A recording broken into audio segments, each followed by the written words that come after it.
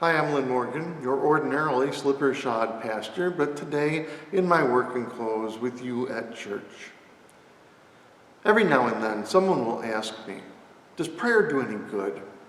And I know what they mean by that question. They mean, in prayer, we ask for a lot of really important things.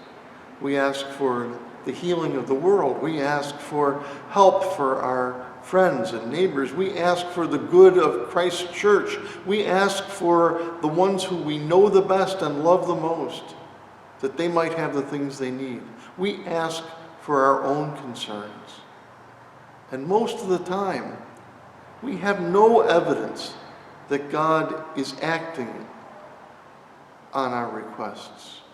We do not see the affirmative answer to our prayers most of the time. Now, prayer is more than asking.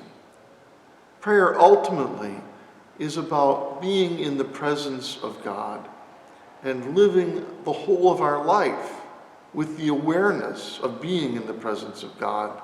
And if I were a saint, I probably wouldn't ever recognize a particular moment of prayer or a time of prayer, that the whole of my living would be in perfect awareness that God surrounds me and is my ever-present friend.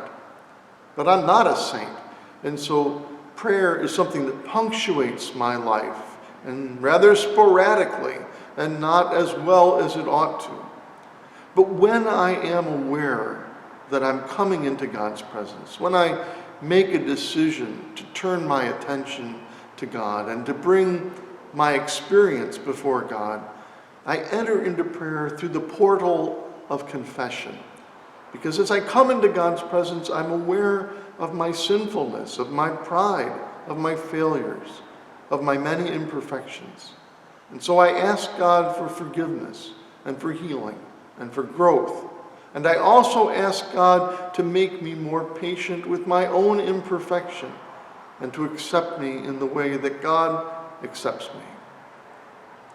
But when I come into God's presence and I ask for the things that are deepest concerns to my heart and life, I know, as you know, that that's not the same as placing an order with Amazon. It doesn't mean that what I ask for is what I'm going to get. And in fact, it seems the longer that I serve Christ, the more that I experience my prayers are not answered in miraculous fashion. And I begin to think that our praying is very much like our living. That God does not miraculously answer our prayers. Rather, God uses our praying as God uses our living to do God's will, to change our lives. I pray for healing, and God calls forth those who dedicate their lives to healing. I pray for peace in the world, and God calls us to be peacemakers. I call for wisdom, and God grants me a community of people who love and care for me and help to guide me by their example and by their wisdom that they share in counsel. I come to God hoping to know the truth, and God awakens me to my lack of knowledge and calls me to silence. Prayer ultimately is about our relationship with God. Now, you and I both know that we grow in our relationship with one another through conversation, through sharing what's going on in our lives and listening to what the other person is thinking and feeling, what they hope for, what they're afraid of. But we also grow close to one another by simple proximity, by just sharing the same experiences with one another without saying a word.